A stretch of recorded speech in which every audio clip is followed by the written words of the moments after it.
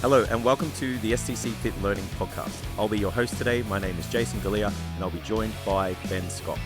Thanks for joining us on our way to creating 1 million positive outcomes in personal training by 2030. The podcast is brought to you by STCfit Learning's Coaches Collective, a premium business mentoring service for PTs who want to attract the clients they want, earn a higher income, and have a long, sustainable fitness career. If you enjoy the episode, please like, share, and subscribe on YouTube and your favorite podcasting platform. A 5-star review goes a long way to helping us reach more people just like you. Hope you enjoyed the episode.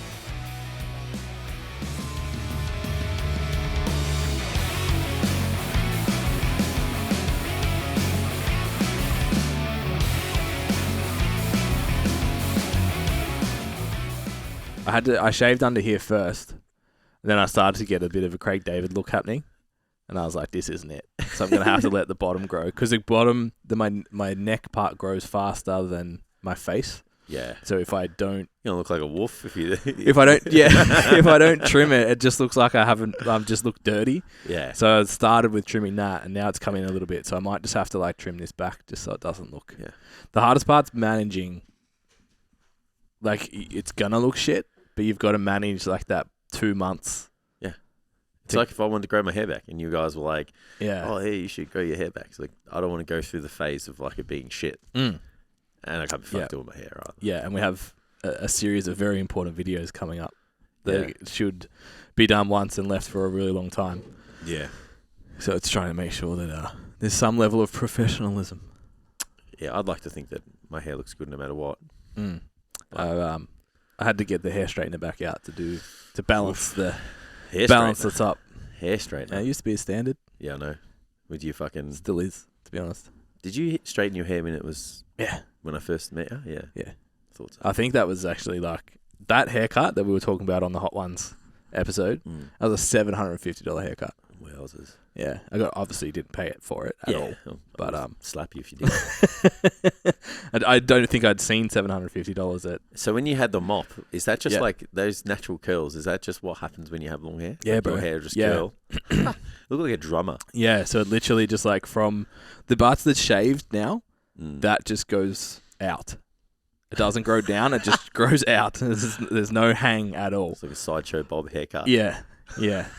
So when I tried to do the zero on the sides and grow the top out like the Viking thing over COVID, it actually started to curl at the back. It's hilarious. So I started to have this curl mullet thing happening. It's like, hey, that's in at the moment. It's not for me. Long box tee. Yeah. And shorts. And then you wear your socks up to your shins and you wear fucking Converse. Apparently that's the look. I don't hate all of that. It sounds quite comfortable, but I can't do the mullet. Yeah. Just seems like if you have a mullet, that's what you wear. Yeah. From what I've seen. Yeah. The two go together. Mm. Yeah. I've been formally warned that I'm not allowed one of these hipster mustaches that's cool at the moment. My wife will have none of that. Yeah, yeah. You know what's funny? Everyone's like, you're talking about hair that grows faster than others. Obviously, I've got a fair bit of it. My mustache is real thick. Mm. So there's so many pictures, on the Hot Ones episode, Amy's like, oh, look at you with your mustache. I'm like, I don't have a mustache. It's just just stubble. It's two hair follicles to one on everywhere else on my face. So it looks thicker. So it just looks fucking... So I could probably grow the thickest Mario mustache. Yeah. It's a me. 100% I could. Yeah. Yeah. It gets out of control. We were out for breakfast and I had a latte and I need a haircut, guys. And I need a beard trim. If Jace wears a hat or beanie to the podcast that you guys are watching on YouTube, unless he needs a haircut. 0 degrees. Fucking freezing. It's cold today. So but that doesn't work if you wear shorts. Yeah, it does for me. It does for me. So I'm having this latte, and every time I sip it, my whole mustache is on milk. Yeah. And then I was talking to Steph, and I said something, and I was like, I said a word with a P in it. Yeah. And then foam. So I've just gone.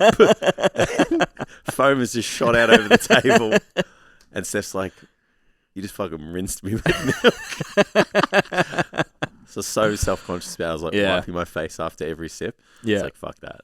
Yeah, it's funny because we have that relationship where it's if there's something in my teeth, fucking tell me. Oh, yeah. And if you don't, I'm going to be mad at you. 100%. So eating with you is we'll just see if he wipes that. He's still eating. There's no point wiping your beard from mayonnaise every time you would take a bite of your burger. So it's let's just let him finish. If it's still there? Oh, there's rules to it, right? Yeah. It's like, I know if I'm going to eat something and there's like egg yolk, it's yogurt, whatever, it's like, I fully know that it's going to be shit all over my face. But it's like the last thing you want is after every bite, someone goes, here and it's like, fuck, man, just let me enjoy my food. Fuck off. Like, I'll wipe it when I'm finished. Have you not heard the Labrador story? Yeah.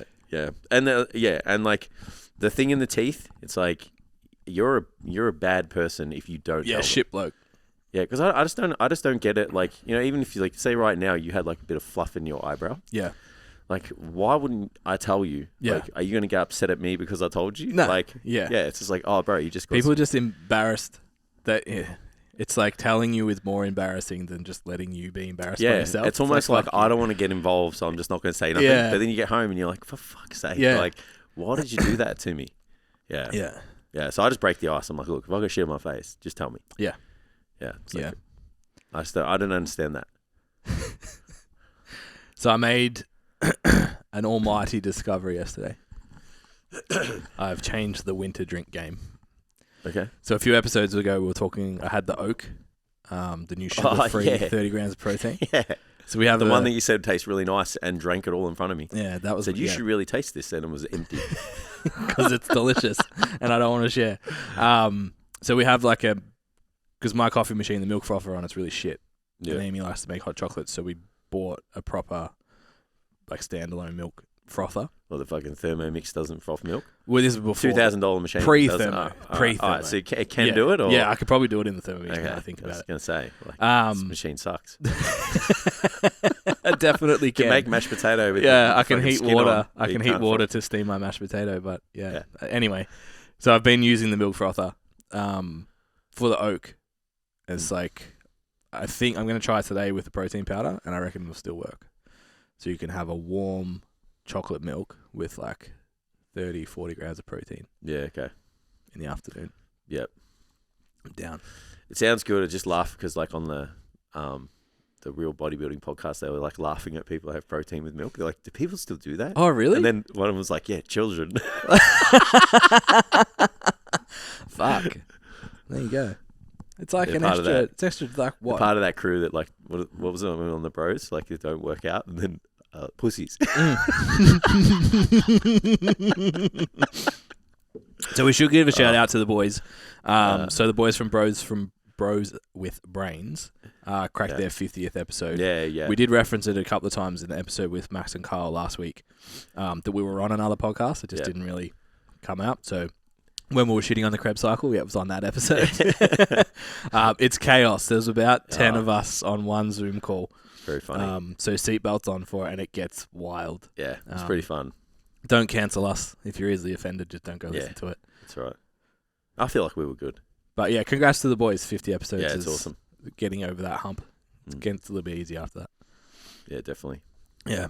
So I watched Andrew Schultz's stand-up last night. Is he good? Very fucking good.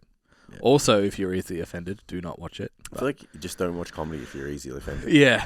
Yeah. Like they're trying to bring it back and make it funny. Leave them alone. Yeah, exactly. Comedy has a license to thrill. It's supposed to. Yeah. Yeah. And they get to say the shit that you like either know you can't say and want to, or that you just know you can't and it's funny. Yeah. So it's like, leave him the fuck alone. I think what he does the best, like obviously he's really well known for his crowd work. And being in New York, obviously so racially diverse. He's awesome at like picking a person from what they look like, identifying stereotypes and just nailing it. And then in the crowd just being like, yeah, that's true. Have you seen Ricky Gervais's latest one on Netflix? Yeah. It's pretty funny. Like so, some of the bits I'm like, to go there, you are a special person. Yeah. Like some of the shit he was talking about. I think, look. Like the butthole. I'm biased because I'm a really big fan of Schultz because I watch the Flagrant podcast and stuff. So I'm like a bit of a fanboy. So like it was a big deal. Lights off, popcorn, really loud. You have to buy it. Like it's not on a streaming network, all of that. Of course. So I enjoyed it way more than the Ricky one.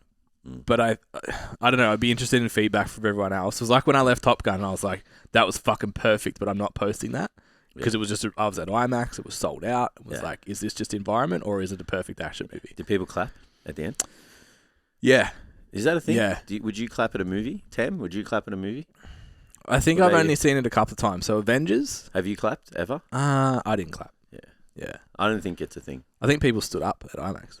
Oh, yeah? But you got by accident, we went opening weekend at IMAX. IMAX was sick. I went too. I'm talking 40-year-old dudes in Top Gun jackets. Yeah. Maverick t-shirts and shit. I was okay, this is a new...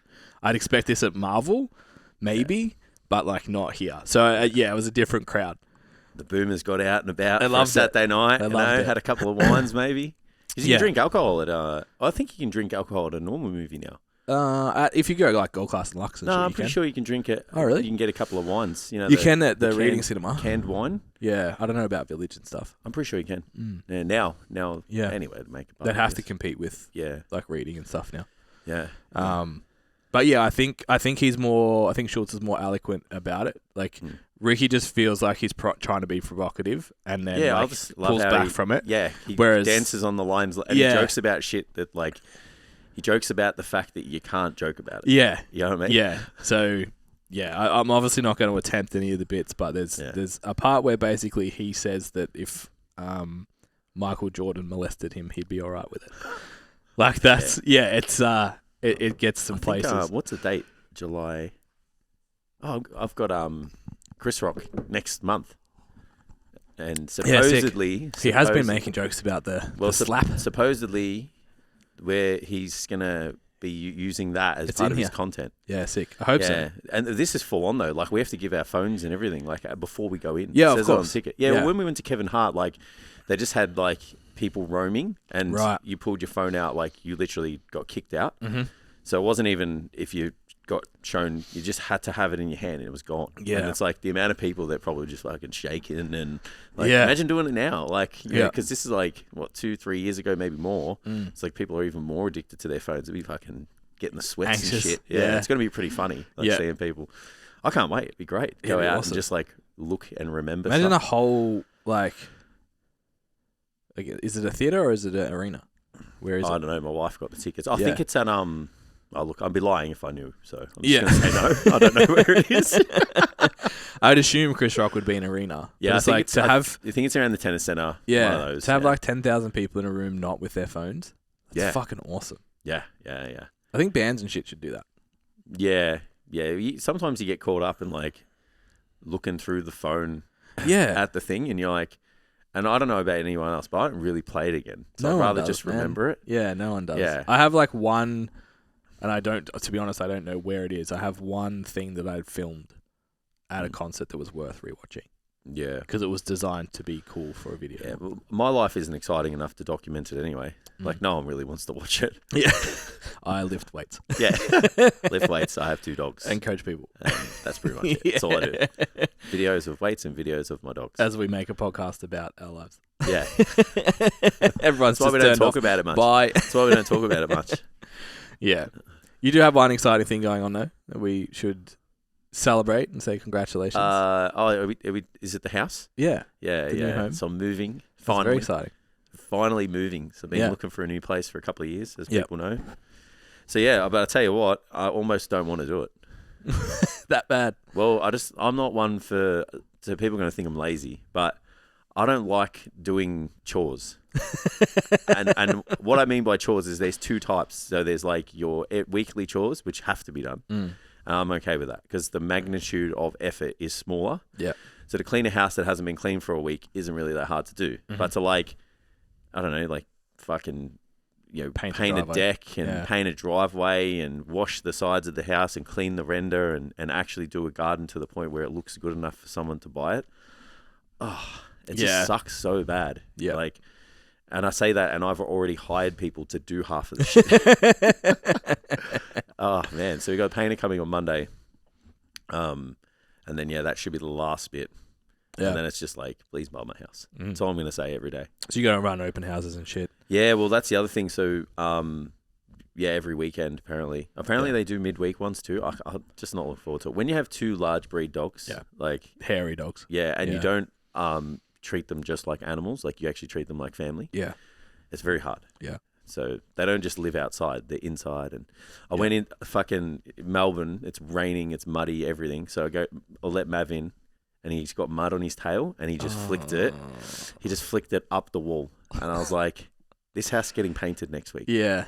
And then he's got this thing at the moment where he likes to jump on the wall to push himself off to somewhere else. Play. Yeah. No. Just to move him in a direction so he can move quickly. So he gets in the house, does zoomies, and then he'll jump on the wall and push himself off. And I'm like, that's got to fucking stop, man. Like, so yeah, it's just, fuck. You know, I feel like if anyone owned him outside of me, he'd be rehomed already. Imagine him going to a family. It's just nuts, man. But anyway, yeah, so moving September. So it's good. Yeah. Yeah, it was very, so it's funny, like, it took 2 years to buy a house, or 2.5 years to buy a house, and the last house we looked at was the best one. Yeah, it's so funny how stuff works like out sometimes. the first one we looked at, which we put an offer in on, and the last one were the two best ones. Yeah. But the last one's better than the first one. Yeah, it's sick. Yeah, so it's pretty cool. It's exciting. Worth it in the end. Yeah, I think so. It's just like having more space. Yeah, I know the house is big. Everyone's like, "Why'd you get a big house? Like, are you having kids?" To store more things. So getting all that stuff. But it's like, you want your own office and you want a big kitchen and big family area. It's like, what houses exist for two people? That's it. Like Amy and I looked at moving and stuff as well, and I was like, I just want, like, I only need a townhouse living area. Yeah. Like, I only need that much space, but I need an office. She needs an office. We need a spare bedroom. It's like, okay, so you need a 4-bedroom. Yeah. Okay. And you want separate offices. Okay. Buy a double-story house. Basically. Like, what do you mean? Yeah. Can't I just have this? Because then it'd be like on, an acre of land. Yeah. Have like a single-story house. Yeah. And still have a backyard for a dog. Yeah. Yeah. So it's good. For us, everything's kind of where it needs to be. You got a bit of space for the equipment. Get the car in the garage. Yeah. So, very good. Yeah, that's pretty much. It's all systems go at the moment. There's so much on. I think we've decided to stay for another year too, by the way. So you'll keep me as a neighbour. Awesome. You've been very excited about that. Yeah. Well, I moved 3 minutes to within 3 minutes of you, and then you move away. Planning on moving an hour away. Yeah. It's just my luck. It's 10 minutes closer to the golf course too, so I'm pretty happy about it. Yeah, it helps. Even though I haven't played in forever. Yeah. But yeah, we've decided just to stay local for another 12 months. So. Wicked. Too hard to find places up there. Expensive. Yeah, I've heard. Yeah. Supply is very limited. Yeah. So obviously we have Finance Week next week. Yeah. With the Standout PT program. Morgan from Penny Finance coming in. That if you haven't already listened to that episode, please do, because it's fucking so important. Yeah, agreed. I would say 99% of people that leave the fitness industry leave because of poor financial management. Yeah, 99% of people have poor financial management. Yeah, well, that's the other thing. Up until the point where they understand what that is. Yeah. Because you don't get. It's not just like putting money in a money box. Yeah. You have your little piggy bank and stuff. It's not that kind of shit. As you get older, there's so many things that we just don't know. Yeah. Like you can do, or what's the best thing to do, and stuff. Yeah. And that's why there's a whole industry of professionals that give you opportunities to learn stuff. Yeah. And have a plan for you too. It's funny how personal trainers will be like, oh yeah, I'll hire a coach, or I am a coach because other people need help with this, and I need to go seek other people to help me with the thing that I do for a job. But then when it comes to learning about finance, it's like just pretend it's not there. It's like no, go find out from someone who's really fucking good at it. Yeah, it's really interesting. But even couples and stuff too, like Amy and I going through it. We got to the end of one part and she was like, oh, okay, so this means this. And I was like, yeah, but this, and this. And she was like, whoa. So it's like we just had totally different views of what was going on. Yeah. So being able to actually have those conversations and stuff, if you are, not just for PTs, but anyone in a relationship as well, understanding how all of that shit it's so important to break down barriers around money, if there are ones, and get on the same page, and in your business and as well, just personally, in relationships and stuff. Because people think about money in totally different ways. You've got people that just are really comfortable to talk about it, and obviously they're really comfortable in spending it. And then you got people on the other end of the spectrum, and all of that stuff's based off, their their upbringing, Oh, yeah. all their information and stuff like that they know, or their lack of education. Yeah. So, one of the exercises in the coursework is like write down everything you can remember about your parents individually and how their stuff around money. So when you think of like your mum, what comes to mind? Like, was she frugal? Was she bad with money? Was she good with money? Was she good saver? Like, start doing all that, and then you do the same thing for your dad. And we weren't allowed to have the heater on unless we were like blue. Yeah. Unless we were fucking. I remember one time like Steph went home. This is when we first started dating. My mum's never gonna listen to this, so I'll be right. We were dating, and she was sitting at the kitchen table. She's like, "I'm going home," and then she messaged me later. She's like, "There's fucking an ice cube in your house." And she's like, I felt like I was getting sick sitting there, so she went home. Yeah, that's hilarious. Yeah, so then it's like go through like you can see that, and then you think like, well, your behaviors are gonna want it the same. Yeah. So like, say you grew up in that scenario, like you've obviously done a good job to take more risks with life. With business, and that's probably heavily influenced by me as well. 100%. But like, if you look at your habits, like, well, that's going to create a scarcity mindset when it comes to money. Yeah. If you grew up in a place where it's like, turn all the lights off, turn the heater off, like all that kind of stuff, because it's like, we don't have enough. So then when you grow up, it's like, well, we don't have enough. We never have enough, that kind of stuff. And then you can, there's lots of different spirals you can go down based on that. And being able to break out from that's, I think, really, really important. Yeah. I think having a budget is a really, like, it's so simple, but that's a really easy way of like getting out of that. Yeah, because you just work out you have enough, and then you just like, okay, so we're fine. Like, I just know this much has to come in every week. Yeah. But yeah.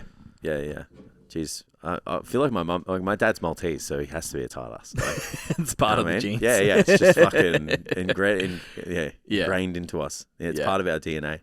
So I come from like a frugal family. Yeah, I just come from a week to week family. This is sort of the opposite. It's like, if you had it, spend it. If you don't have it, don't. Well, we were like frugal and got what we needed, not necessarily wanted. But then once mum and dad split, it was like kind of looking back. It was like living week to week, but still very frugal at the same time. Yeah, because you had to be. Yeah. Whereas I was the same. It's like I had periods of my life where like we lived like 2 blocks from the river and like had a house with a pool, 4-bedroom house, like all really nice, blah, blah, blah. And then same, like parents split up. It's like, no, now we live like this. You eat sausages for dinner. Yeah. It's just, Chicken wings are $1.99 a kilo. And if you have a good week, it's like, okay, well, we go and do this. And there's no like forward thinking, which my wife comes from the same kind of background and like assessing like that's how we lived through our 20s. Yeah. Like when we met, we were both combined huge in the red. Yep. So like to be able to come back and be like, oh, actually, we paid for our wedding and our honeymoon, and we don't have personal debt anymore. Yeah. Like, I think I was able to watch my brother kind of burn himself a little bit. So I was like, I don't want to do that. Yeah. So that's kind of probably why I kind of have been okay with managing my finances. Yeah. So in terms of like, because I haven't done it yet, buying a house, obviously then buying a second house, what advice would you be giving to like the 25-year-old PT? Yeah, that's great advice. Oh, that's a great question. I think like getting in as soon as possible. I know that sounds standard, but it is super important. That's such a Maltese dad answer. Yeah, but it really is, because I didn't want to buy a house when we did. I still wanted to be Peter Pan, and I still want to be Peter Pan, and not grow up, and just be able to do whatever I want. And life was really good at home. Like, I'll just give you guys a bit of an example. I went to Europe for 6 weeks, and I got home and I chucked a bag full of shit in the laundry, and it was washed, folded, and dried, and put on my bed within 2 days. So that's why I was living at home. So it's like, to leave that, like, all I had to do is cook my own food, which I wanted to do anyway. So anyway, but getting in at 25 when I did, people say, oh, you got in at a good time. I didn't get in at a good time. Any time's a good time. It's like personal training. Like we talk about, when's a good time to start. It's just the sooner the better, because you can't wait for these dips and all this shit that people say. Like, you trend it over time, and it's like you're going to get in and you're going to be better off in 5, 6, 7, 8 years. So that's obviously a really important thing to to think about. Yeah. If you're unsure on like how things like that work, get some education on it. Yeah. Go speak to, a financial advisor, or, if you have a friend who's a broker, I'd probably go there first, not a broker. Yeah. Like, cause you just think, I don't know about the motivations there. Mm.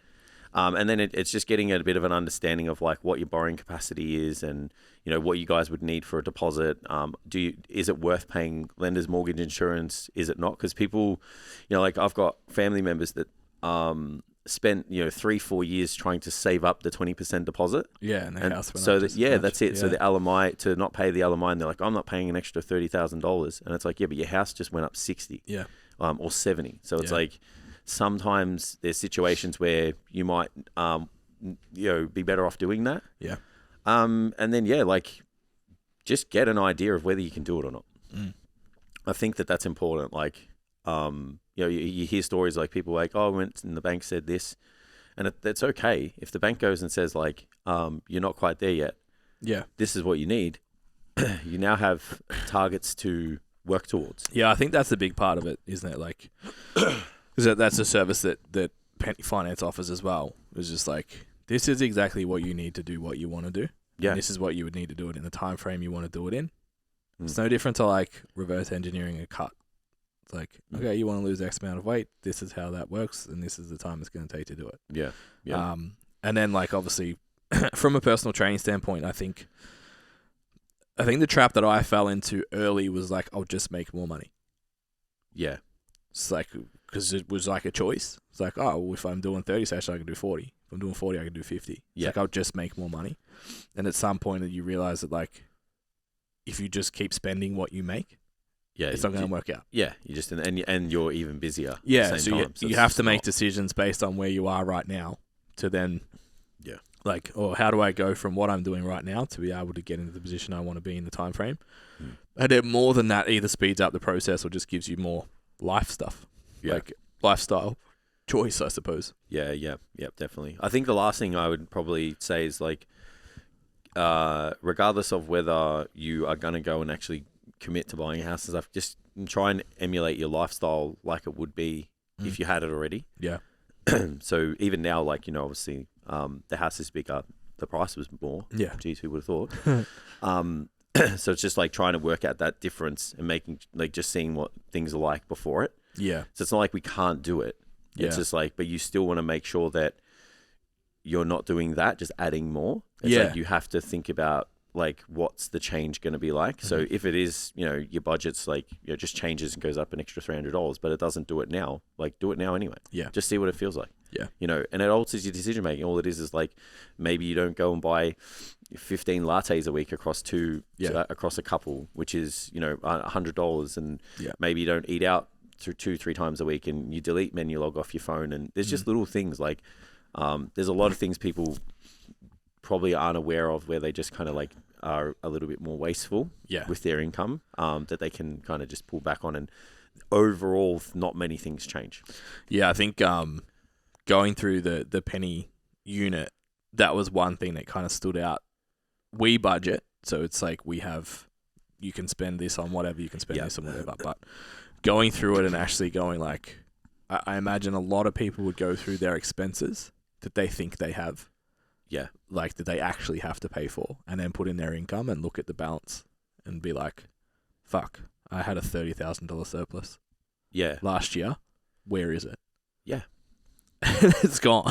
Yeah. On lattes, dinners, Jordans, whatever it is. If your bank statement looks like a receipt from a restaurant, then you can probably look at that and just start to pull some things back. And I'm a big believer that like, everyone can kind of, in most cases, have what they want to a degree. Like, people sometimes like, oh, you have a nice car, and, you have nice shit. You buy nice shoes and clothes and stuff. And it's like, yeah, but like we have one nice car, and then I have another car. You know what I mean? Yeah. Like, and I go on holidays and I have nice clothes, and then I have normal clothes, you know? So it's like, if you look at what I do on a weekly basis, I literally train, eat, sleep, go to the supermarket and that's it. I don't go to the pub and don't smoke, don't drink. I don't drink, thousands of dollars. Even backed off on that. Gamble on NFTs.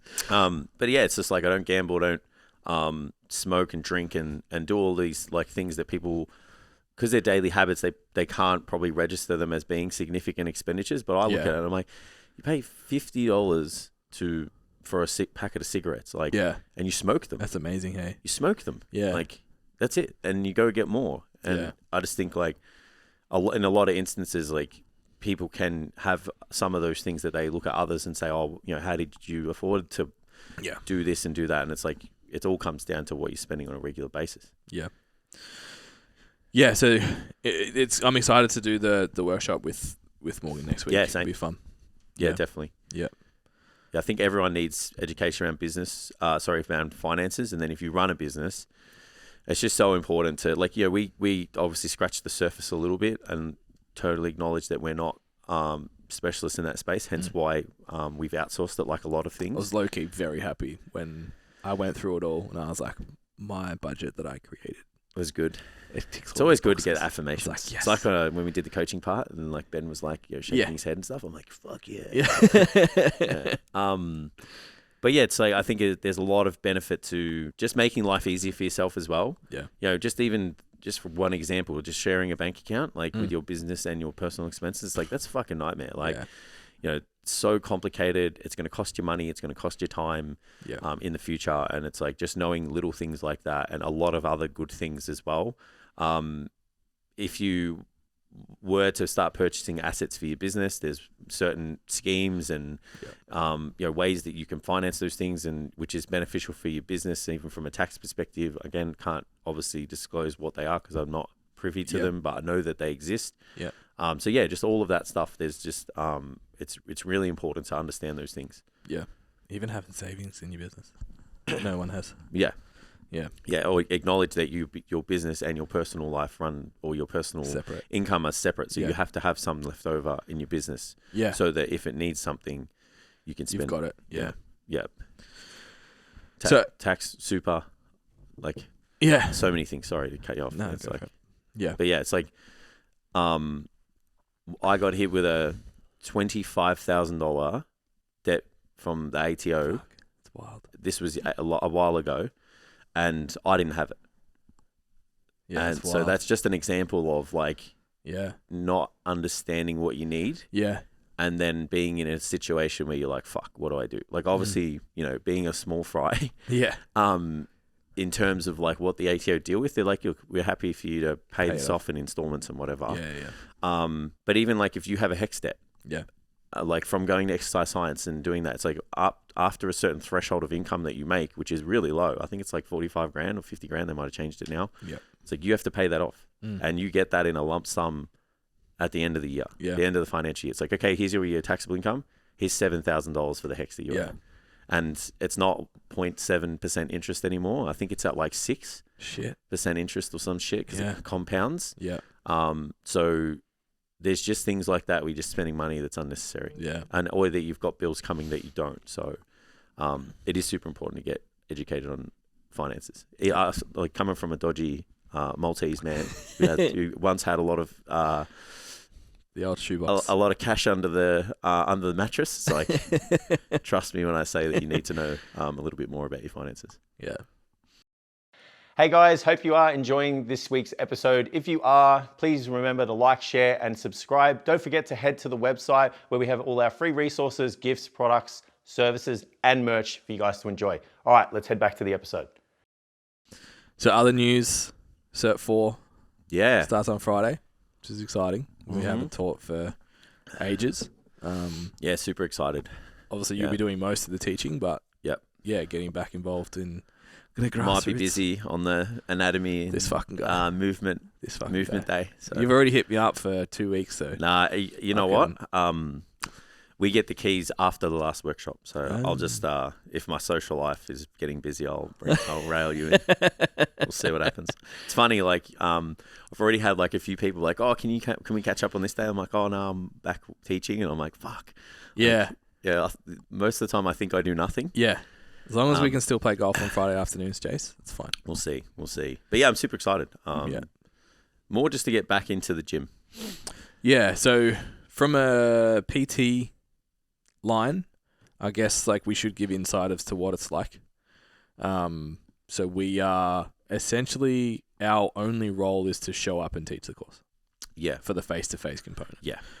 So we're delivering the AIPT course for Good Life. So there's like 2 steps, really. Yeah. For now, that's the easiest way for us to get in without the management stuff. Yeah, without having to go and see. Which we've done before. We've ran campuses and stuff like that. And not to say we won't do it again, but it's like this is a much better touch-free go and do kind of thing. Yeah, and I think like there's a few reasons that you would do it. Obviously, one, to give back to the industry. I don't think the money would be one of the reasons I haven't even to asked do it. about it. Yeah, like I don't think that... It's definitely not the money. Yeah, like we obviously have a pathway into like bringing new people into work with us in the future. So that's valuable to us, and it's worth more than the pay that we're going to get for teaching the course. 100%. But it is rewarding. In our experience, or at least in mine, you usually end up with clients out of it as well. And having clients that are studying personal training is always good because they're usually pretty keen. Yeah. So you get that out of it as well. So you got to factor all that in, because I think a lot of people look at it and they're like, depending on where you're doing it, it's somewhere between $30 and $50 an hour. Yeah. It's like, oh, fuck that. Just like Friday night and Saturday, like do PT for more money than that, not on the weekend. Yeah. I think it's circumstantial. Like, I'm at home all the time. Bored. Yeah. So to give people an insight, online coaching is not the holy grail. It's not the holy land. And it's not for everyone, like full-time online coaching, right? So that was never in the plan for me to be 100% at home. So getting back into the gym to teach is kind of a way of me just interacting with society in the industry that I really, obviously, that I love. So I'm obviously really excited just to do that. Yeah, I obviously just reignited my face-to-face side of the business as well. So I'm doing about 5 hours a week now. And it's exactly the same reason. It's just like, I just want to talk to, I love my wife dearly. Yeah. But I'd like to talk to somebody else. Other people. During the week. It feels. So the Friday and the Saturday stuff, like other people will cringe at it, but I'm just like, like Monday's a good Monday, like the week's front loaded with work, and then it's like Wednesday, Thursday's work on business day, and then Friday's like overflow or just go train and play golf, and then I'll work in the evening. So it's kind of I'm alright about it, and it's only like a short period of time too. So, so it is rewarding. It is fun. Financial. It's not. Don't chase it for financial reward. No, definitely not. But it's a good opportunity, obviously, to give back to the community as well. Yeah. I like the idea that who teaches your course is really important, and it is, because I can teach the basic content in half the time. Yeah. So it's that extra stuff that you get to kind of show them and tell them and give them a bit of an insight into, like, this is what the book says, but this is how we do it in the real world kind of thing. And this is what a sale means. Which is not in the book. Yeah, it's like, let's talk about jobs. Yeah. Because I know the career development thing in the Cert 3 and 4 is a bit, wishy-washy. Yeah. So it's like, this is actually what it's like. I think I actually broke a few people's souls when we went through that last time. Yeah. I'm just like, 90% of you aren't going to work with celebrities and athletes, and 95 of you. Yeah. It's like, you're actually going to run your own business. I don't know anyone that we've taken through there that does that. Yeah. Nah. So, I think that you have the ability to kind of catapult someone or give them a really good start, or even just give them an idea of what they're getting themselves into. Yeah. And then teach them the right way. So, I'm pretty pumped about it, to be honest. Yeah. Yeah, it should be good fun. And then obviously that'll lead into mentorships and all that kind of stuff. Yeah, well, the best part of it is, like, we got a really good pathway. Yeah. So someone can come in and have everything mapped out to make it. And I think that's super beneficial, because most people leave because they just don't know what the fuck to do. Yeah. Yeah, that's it. It's like, don't know what to do, got burnt. Yeah, the hardest part is, like, unless you go to a group training facility that you get paid by the hour, which has its many drawbacks on its own. Mm. Even when you leave that, you eventually, in personal training, to my mind, will end up an IBO, an independent business operator, at some point. So if you go and do group, unless you're going to stay there forever and manage, and I don't know if most people don't get into PT to do that. Yeah. So at some point, you're going to have to run your own shit. And when from the day you start running your own shit, I think you've got 12 weeks. Yeah. And it sounds rough, and it sounds like, oh, no, it's like you got 12 weeks. And if you sink in the 12 weeks, you leave. And if you make it in the 12 weeks, you've got the option to stay. Yeah. And then it'll be like, cool, you made it through that initial 12 weeks, but you still don't have any business structure. Maybe it's really challenging and you fall out of love. I hear that all the time. Like, oh, I think I've fallen out of love with personal training. It's like, okay, so if you're making $2,000 a week and you were only doing, I don't know, 25 hours of face-to-face, 20 hours of face-to-face, would that change how you feel? Oh, yeah. Like, okay, so you haven't fallen out of love of it. It's just the business part's the situations. hard. Because you're not doing it effectively or efficiently. That's the problem you have. It's the business, not personal training. Yeah. So you need to run a better business that facilitates the personal training, so then you could do more of what you like. Yeah.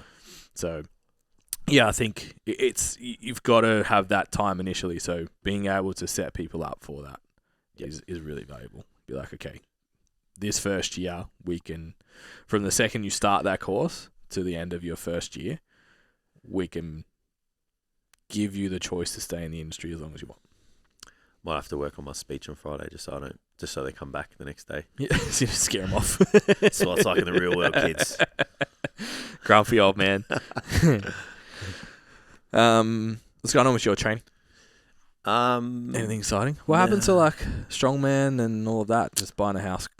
To be honest, I just never really. I looked around and there was too far. Yeah, it's just too far. Fuck, everything's too far from where we are. Yeah. So yeah, unless I open up my own one. Sponsors inquire. Yeah. No, it's more just it's too far. And I think I've gotten a bit more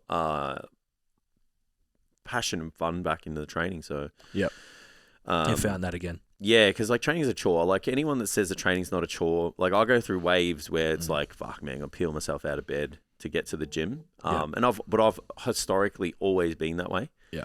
So I always go through ebbs and flows of training.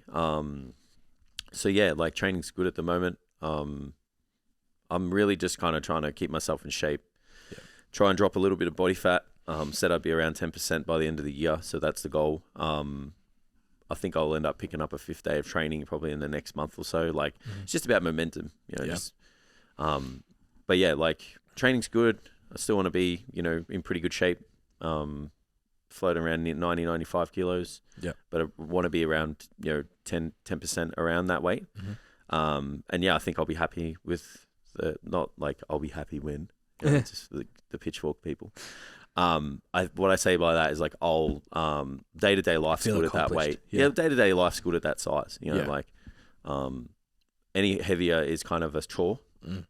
Any lighter and I just feel small. The body dysmorphia just wrecks me. Yeah. Too much. Yeah, my extels are too big now. It's hurting my feelings a lot. And I have a whole wardrobe of them. Yeah. So yeah, that's it. That's the training. It's funny, training's always just been training. That's just such a habit. Every now and then it's funny, we'll talk about it's pre-contemplation and stuff. Yeah. And you guys were chatting on the podcast last week about just being the complete package. There's been a couple of times where I've kind of looked and I've just gone, because I know I have it in me to be able to be that way. To be athletic. Oh, just be quick, fast, strong. Yeah. I don't say it as if I don't say it from an arrogance perspective. It's I've been there. Yeah. And I've trained that way before and I thrived in it. Yeah. It's just right now with the pursuits that I'm on, I just want to spend most of my time working on my my strength and muscle mass. Yeah. So yeah, but I think that is somewhere on the horizon. Yeah. Where it could be really far away. Yeah. But I think that is probably a move at some point. Yeah, interesting. It's just to become a little bit more of a complete all-rounded. Yeah, that's it. Be able to kind of do shit, just yeah. If I want to pick up the pads and do a couple rounds, I can. If I wanted to do... That's so funny. I've been thinking this week of hanging the bag back up. Yeah. If I want to do a workout, be able to, do this into this, or be able to run or something like that, would be nice. But yeah, we'll see. But at the moment, it's just strictly physique. Just body composition, focus stuff. Yeah. Yeah, I've been eyeing off maybe. I saw there's a APL comp in December. Yep. And I was like, maybe. Mm. Because right now, like because the goal is the powerlifting meet and a run, a 100-meter time in the same kind of week. Yeah. To prove this like concurrent training thing and learn it for myself, but I just don't have to do a powerlifting prep right now. I just don't have the will. Yeah. Even it's just like it's cold. I don't want to go in my garage. Yeah. And use because like I can't go to any gyms around here. I was gonna say there's nowhere to really train around here. That's like so it's like go to Apex. Safe. It's like fucking 45 minutes. Yeah. It's like I could get away with where I'm training now. I can get away with what I need to do off season. But if like I starting to want to actually, get to anything reasonably heavy, it's gonna have to move into the garage. And then if I move into the garage, it's cold and there's no atmosphere. I train by myself, and it's just like fuck this. Yeah. So that light hasn't really lit up yet, but I think coming into better weather and all of that might change. Because even running, like I'm just running on the treadmill inside, like on a running treadmill, but like the one that the curved ones. But the thought of going to the oval, like this morning we took the dog for a walk and it was literally ice on. It was ice on my car as I drove here. Yeah, I'm like, this is not. It's 10 o'clock in the morning. I'm not getting up to go run in this. Fuck. I can't feel my fingers as it is. Yeah, I agree. But yeah, so for myself, still dieting. Will actually put myself in a deficit, stop cheating on my diet. Lost a couple of kilos. So I think, mine's probably 85-ish, I reckon, at the moment, will be where I'll look in the mirror and be okay with it. Yeah. Be happy about it. Cure the body dysmorphia a little bit. Yeah. Suppress it, push it down. Yeah. But I'll just be skinny then. That'll be the problem. If I get abs, I'll feel skinny. So that'll be a problem. But yeah, it's. I think I did the 5-day-a-week thing, but I was just like, I'd do it week 1, miss it week 2, do it week 3, miss it week 4. So it's like, let's just go back to 4 days. Yeah. Just tick boxes. And I'm not, if I'm totally honest, I'm not walking into the gym like fucking eyes on, ready to go either. Like, still taking sets to reasonable, I guess, like proximity of failure. That it's not a waste of time. I'm still get DOMs, and I'm like, my legs have changed more than anything. Yeah. But like, I'm not walking in the door like with intent to kill it, like I would when I was competing. I don't feel like I do that ever. I do when I'm in the zone. Like if I know I've got a big lift that day, it's like there's a whole different demeanor in the lead up to the session and the session itself. But that creates heaps of fatigue. Sometimes, I know what you mean. I feel like maybe when I train with people, I think I do, or I realize that maybe I do, because like sometimes I sit there and I'm like, I don't really train that hard, and I train with someone, the same too.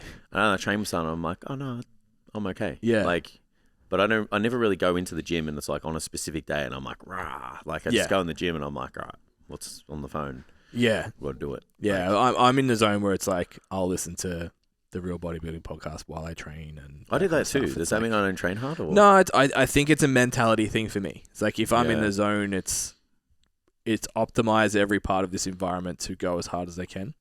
Yep. Whereas at the moment, it's like I'm here to tick the box to get this done. So I still have to tick the box to be train hard enough to be in the appropriate proximity to failure and do all the work and time my rest periods and all that sort of shit. That's just habit now. Yeah.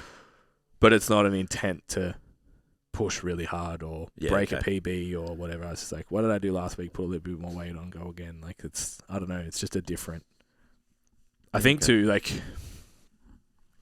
the mentality is probably different than the way I train now compared to getting under a weight that can kill you too. Yeah, that's what I thought about that. Yeah, even just the style. Like I just think like if you have those checklists and you tick them, like that's kind of what you should be doing anyway. Yeah, that's what keeps people in the gym 52 weeks in a year. Yeah. Rather than like 6 weeks and then 2 weeks off and I can't be bothered and blah, blah, blah. Like, and that's the thing is the difference that's probably the difference. If I was to go in with that like animal sort of approach, I wouldn't train for 3 days. Yeah. Because mentally I'd just be like, I'm tired. This is hard. Yeah, yeah. Like I just, that was one hit. Now I'm tired, or I'd survive for a week and then like I don't feel like training anymore. Yeah, that's exactly. Well, that's what happens. The same for me. Yeah. It's like you need to deload every 3 weeks. Yeah. It's like, that's not cool. Yeah. Rather just chip away and build work capacity and all that. Yeah, maybe build it up to a short period where you are pushing real hard. Yeah. And then just peel yourself back down. Yeah. Which is kind of how I coach most people. Yeah. Sometimes it doesn't work necessarily for yourself. It's easier to coach someone else that way. Sometimes I'm just like, I don't want to do fucking 4 reps in reserve. I want to go for it. Yeah. You know? Yeah. It's like flying high to the sun is fun. It's important to touch on too what you said, like this idea that you should love going to the gym all the time.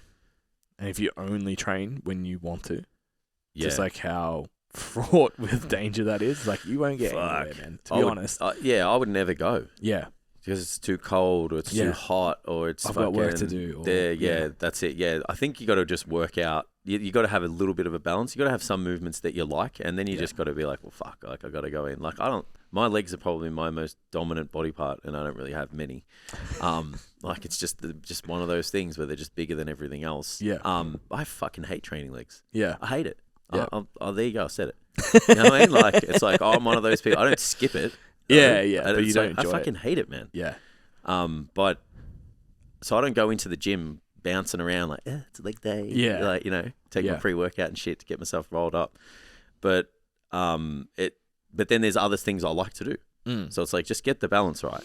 You know, have some sessions where you are a bit excited, and there's even a movement within a session where you are excited. And I think that's important when you work with people, that you give them that opportunity. It's like, hey, like realistically, like if you need to do a lower body push exercise, pick one out of these 4. Yeah. That your gym has access to, that you actually like. Pick one. Yeah. Because we're just going to progress it, and you're highly likely going to get results from it. Yeah. And so they might just say that, you know, and it's like, cool, I've given you that as you've selected it, so you can't tell me you don't like it anymore. Yeah. And then you just kind of, you know, meet halfway. We'll do this, and then I know you need to do this kind of stuff. Yeah. But walking into the gym and like always thinking that you're gonna be, it's like that whole, you know, I need to be happy all the time. Yeah, it's the same shit. Yeah, do what makes you happy, crowds. Like going to the gym isn't gonna make you happy in the moment.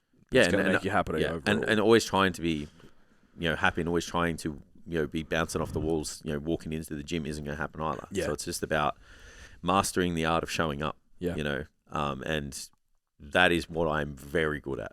Yeah. Like I can, the things I tell myself, I can talk myself out of training driving to the gym. Yeah. And I'll still get out of the car, and I'll still get in there, and I'll still do it. Yeah. You know, and it's like, once you get through the warm up, you do all right. Nothing is, what's a warm up? You mean your first set? Yeah. The set you do with the empty bar, hopefully, at least. Your feeders, right? Your feeders. Yeah. Well, that's my warm up anyway, because the warm up should prepare you for your session, right? And just make you feel ready. Correct. So that can be anything. It could be. Yep. Couple of bicep curls.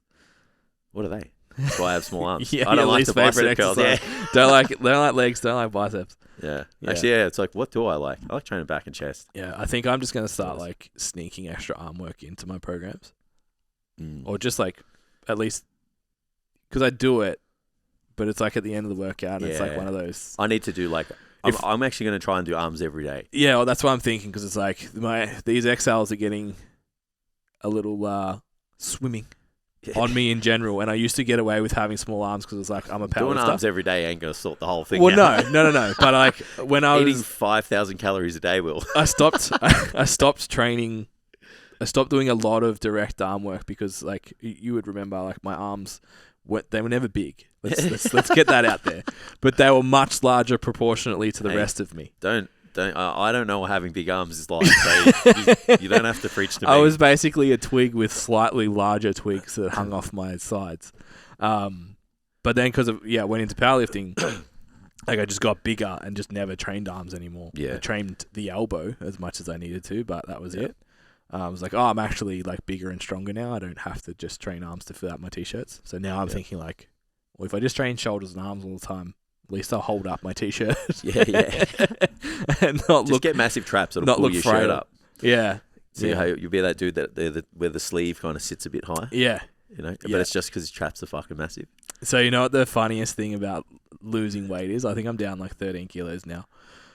All the tops that I've got, they're just stretched. All my necks are all stretched. I put on one the other day that I used to like only wear when it was really cold because it like sat halfway up my neck and almost choked me, but it was really warm. because of that.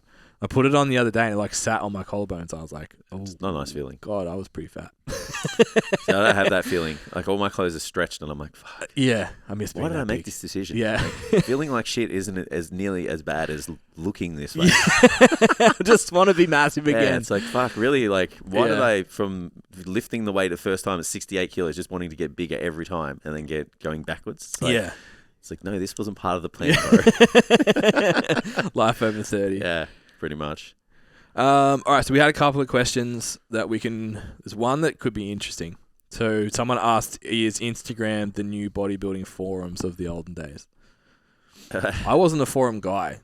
Yeah. I used to go on bodybuilding.com. Yeah. So Yeah. I don't know. There's no... Going on forums now is... So when you look at places where people can communicate and probably bounce ideas off, you either have to be in like a website kind of membership site, like like Evil Genius, like is a good example. So you can kind of be in there, ask questions, and kind of go back and forth about stuff, which is generally quite productive. And very rarely will you get animosity. You'll get a debate, but it won't be personal. Yeah. However, that's you can still have tribes there, so they'll like all together go and attack someone else. Yeah. But that's just what happens. It's human nature. Yeah. Because people. And then you have like Instagram where like everyone's got a microphone and can come in, which goes both ways. So you can have debates and really unproductive conversations with people. So that it definitely is a place where most people are kind of going to converse with each other, obviously argue, try and get other people to come in and discuss things and debate and whatever. I think it's just really hard to use that medium and get some really productive information out of it. Yeah, I think it's really inefficient. Yeah, but there's just like, no one's going to run I wouldn't even know what forums to go to. Most of the forums now just don't exist. Or We had a little bit of a run where there was like Facebook groups took over and they were okay, some of them, but they just... I think the algorithm cooked them for a bit, and then because we were trying to run them ourselves, and we were too late on it. Yeah. But they weren't, the algorithm wasn't favoring them very much. The engagement, as soon as the engagement dropped, it just died, and then you wouldn't get a notification, and just like moderation of that is kind of a bit of a chore sometimes too. 100, yeah. Like where if it's a forum, it's like the forum's up, you just make a thread and off you go. Like where if you're in a Facebook group, like someone's got to be the moderator of the Facebook group, someone's got to let people in, someone has to make sure people are adhering to the rules and all of that kind of shit. So I mean, I'm not saying that doesn't happen in a forum, but it's just like there's a little bit of like hands off. You just have this space and just let chat. people go. Yeah, I mean, people use them for whatever reasons. Yeah, I think Talik used to have a good one. Yeah, was it him that ran that one? I don't know. Did he have the personal trainer one? Yeah, I think that was him. Yeah, which was good.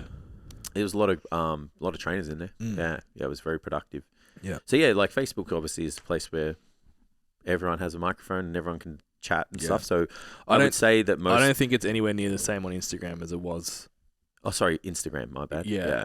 Back in the forums, because we speak to people that were active in the forums that 20 years later, 15 years later, are friends, and that's how they met. Where I guess that's what happens on Instagram. I got friends around the country now from. I think go fast forward 10 years, there's probably people using Instagram that don't even know that they would use a forum. Yeah, it's just like that's just the go-to medium. Yeah, the kids these days. Well, pretty much, yeah. It's like that's the go-to medium, but it's just really tough to. I wouldn't be going there for a lot of my conversations about bodybuilding. Yeah, it is hard to find community now, as much as that's the hot word. It is hard to find community of like-minded people. Yeah, I think finding quality content or finding a medium where you can have a good quality conversations is hard to find. Yeah, like you can have conversations. So, a community I want to be part of. Yeah, like it'd be awesome if there was like 20, 30 of people who have the same degree of experience and maybe a little bit more technical ability or similar skill sets or whatever, and you can just sit there and just talk shop and whatever. That's really hard to find. Yeah, where like just having a conversation about bodybuilding or aspects of bodybuilding, that's not hard to find. It's just the quality of the conversation's not going to be that great. Yeah. I feel like nowadays it's more an individual thing. Like I've got people that I'll reply to their stories, they'll reply to mine, we'll have back and forwards, we'll ask questions. Yeah. We've got our little individual groups that we have chats within, ask questions of each other. But they don't all exist in one place. No. I think it's much more segmented now than what it was. And I think TikTok will make that even worse. Yeah, everything in TikTok is just so brief. Yeah. Yeah. Yeah. So last thing I wanted to touch on is this idea that the world is about to implode as a personal trainer. And you said before, like waiting for the right time to get in. I can't think of a better time to start personal training right now. Yeah. We've had 2 years of no one getting qualified. Right. And everyone leaving the industry. And I sold out my face-to-face spots in 2 weeks. Yeah. Like, it's just everyone is killing for it. I know Dad's gone, changed gyms and opened up some coaching spots, filled them in within a month. Like, just, our guys in the team are killing it face-to-face. And they're in gyms in areas that are killing it, that everyone's doing well. I've got 25 trainers in a gym and stuff, and they're still putting on 20, 25 sessions in their first 12 weeks. Yeah. So I just, this idea that like this scarcity mindset and this panic and fear, man, it's been around forever. That's what I was going to say. When are you, if you're going to wait for all those things, you're never going to be a good time. Yeah. There's always going to be something that's holding you back. So I don't think, there's always winners and losers in business. Yeah. And you can look at economics and you can talk yourself out of doing things and make yourself feel comfortable about the situation you're in for whatever reason, with whatever reason you tell yourself. But there's always someone killing it. Yeah. In every climate. Yeah. You just got to be better at it. Yeah, you just got to be good at it. Yeah. I think the one thing that is challenging for a lot of people right now is the speed of evolution in the online space picked up because of the closures. I actually think people are going to go back the other way because I think the quality of online training is shit. Yeah, I agree. As a standard. And I think that people worked with people online over COVID and probably have experienced a pretty shitty experience, like service, and they're probably going to want to go back to a face-to-face service. And if you offer a good one, I think they'll be bought I think there's heaps of money to be made in face-to-face. The catch to that is, though, that the ability and ease of which there is to make good content online and pose as a good online coach is really fucking easy. Yeah. Because it's like you've got Canva, cameras are cheap, microphones are cheap, everyone looks like... Remember, like, we used to have people like, what the fuck? Like, you guys have got a camera, you got lapel mics, you got a podcast and a video, and you're doing these shorts, and everyone's like, fuck, bro, like, this is crazy.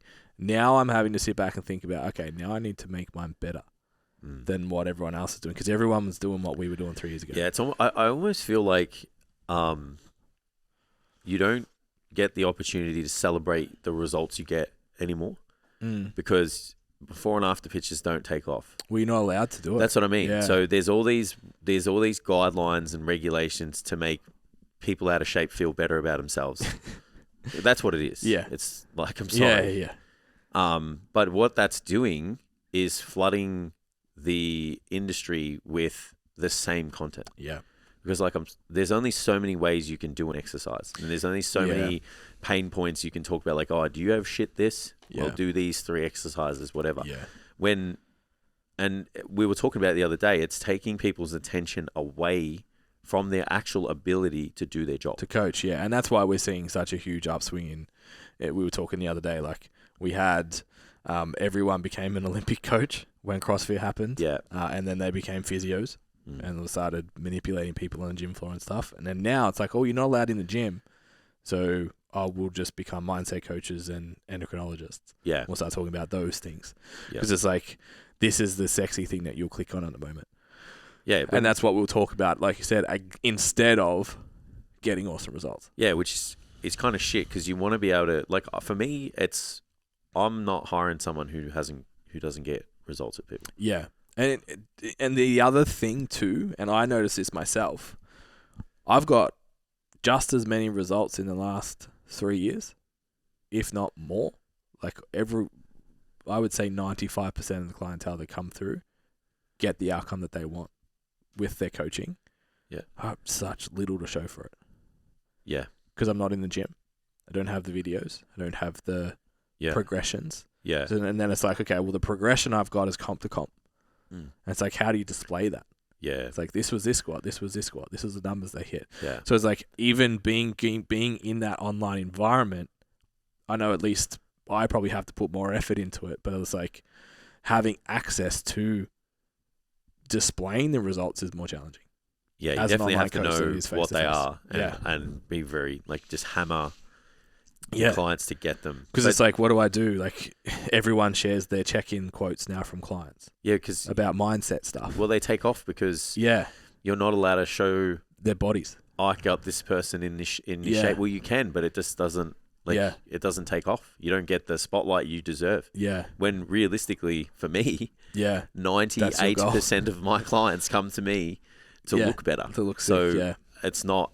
It's almost like you're being shot in the foot because of the community guidelines. Yeah. And you can't celebrate the results, and that should be one of the biggest decision makers for someone to hire you. Yeah.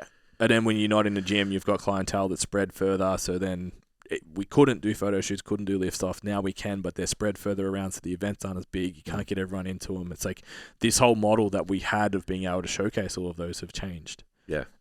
So now it's harder, and you're not rewarded for it either. So it's like, oh, we'll just talk more shit. So allow us to put before and afters back on Instagram. Zucker. Dogs. And stop ruining it for everyone else, you pieces of shit, with your fake fucking transformations. Because that's all it was. It was just people, you know, it's like when Instagram was probably like the Wild West, we'll call it. It's like there were definitely, obviously, people just abusing it. Yeah. And they just ruin it for everybody. Yeah. But I think it's gone too far now, and where there's actually people that are getting hurt from it. Yeah. There's actually people that aren't getting the exposure that they deserve and not being able to show off the results that they get. Yeah. And that's probably affecting them. Do you think it's the same expression of the same bullshit though? Like the hormones and like mindset stuff. Shit. Personal trainers inherently have found ways to create problems that don't exist so they can solve them. Yeah. 100%. As long as I've been in the industry. It's just another expression of the same thing. Yeah. Like I put that post up during the week. Someone made a good meme, and it was like, when your personal trainer starts using psychology or some shit. And I was just like, maybe you squat shit because of your childhood trauma. It's like, I feel like that's as much as that's tongue in cheek, that's almost what it's like at the moment.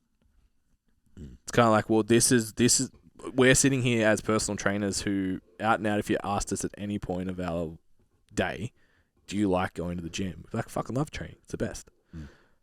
But I don't like going every day. And I still have to drag myself out of bed sometimes. So it's like, do we have to break down the psychological barriers that you have to go into the gym? Yeah. Or can we just create an environment that you show up? I was just about to say, set things up so you reduce the friction and get a really good idea of why you're going. Yeah, I don't think we have to then create this huge roadblock for you. Yeah, I don't need someone to help me with that. Like, I'm good. Yeah. It's like, I've got everything that I need to make it work. If you do, probably see someone that does that. 100%. Yeah. Yeah. Yeah. I think that's the thing I believe very, very strongly is trainers aren't looking for mastery in their major scope because it's too hard. Yeah. So we can be competent. There's difference between competency and mastery. Yeah. Competency means you do enough. Yeah. Mastery is you're the best. Yeah. Right? Now, I'm very confident to say, in the realm of programming and, you know, doing everything I can to get the outcome that I'm supposed to get from my clients, body composition change, very high up on the mastery sector. Not completely, because you can always learn more and things change and whatever. I could have just gone, this is competency in writing programs, competency in diet. All right, so to fill the void now, I'm going to go and learn all this other useless shit. Yeah. You know, I'm going to go and learn endocrinology and dance on the borderline of being a doctor and all of this kind of stuff and maybe go into some, you know, mindset coaching or whatever the example is. And you're filling the void. Scraping. Yeah, that's it. Like trying to be a physio. Beating people up with metal bars. But it still is it's filling a void that they would be better served for themselves, their clients and everything, if they just were really the best at what they're supposed to be good at. You know, movement, writing programs, you know, motivating their clients to a degree, because that is still part of the job. Yeah. But programming is motivating. Like part of motivating your clients is writing a program they want to do. It's writing a diet they want to do. Like, yeah. Like you've said that a couple of times now, like motivating, and it's like we want to pull back and not say it because we're not like group class. Like, let's go. Yeah. But that's a part of it. Yeah. It's like you were saying earlier, like put an exercise in there that your client fucking likes and they might want to go. Training, being a trainer, being a motivator is part of the description of being a trainer, though, because you can actually increase someone's level of performance if you motivate them in a proper way. Yeah. Setting the right environment, giving them good communication, telling them what's to, you know, as much information that they can expect. All of those things that's being proven by science that their performance is greater when those things happen. And the shift and the trends, those, and like, even if we don't isolate the ones at the moment, like the hormone and mindset coaching ones, the trends that we've had for the last 10 years that you and I have been doing this for, they're all demotivational. Yeah. Something's broken. Something's wrong with you. And until you fix it, you won't get results. Yeah. That's the angle. Always. It's like, oh, well, like you don't have perfect external rotation, so we need to do a band mobility for 15 minutes before you actually go train. Instead of like, if you do this exercise, instead of that exercise, your shoulders will progress over time and you'll still get to training. You'll get the result you want. It's like, it's like, which one's more motivating? Which one's going to get them to show up and get the outcome? Yeah. Caffeine's kicked in. Just trying to say stuff that's not going to piss too many people off. Why? So I'm in one of those moods. I don't want to argue. A chill mood. I don't want to argue today. Yeah, yesterday, maybe not. Yeah. I think that's probably it for today, time-wise. Yeah, There's a couple other questions, but we can save them for next time. Sweet. I don't have a plan for next week. We might have a guest, we might not. But yeah, cool. We'll see you guys then. So, STCfitlearning.com for everything. Currently still Coaches Collective. It is available if you want to go check that out. And if you want to know more about the Cert 4, you can inquire with us about that. If you are sort of within 3 months of finishing up, I know a lot of people now are listening that came on from your first year in PT episode. If you are kind of within that 2-3 months of starting, we do have a mentorship for new personal trainers as well. So reach out to us for details about that. You can work under the STC Fit brand for your first year as a PT, which is pretty fucking cool as well. At Jason Galea, STC, _STC, and at Ben Scott, STC. Peace, guys. See you next time. Thank you. Bye. Thanks for tuning into the episode. Don't forget to like it if you liked it, and subscribe if you loved it, and share it with somebody who you think needs to hear it. Don't forget also to head to the website for all our free resources, products, services, and merch. All right, see you next time.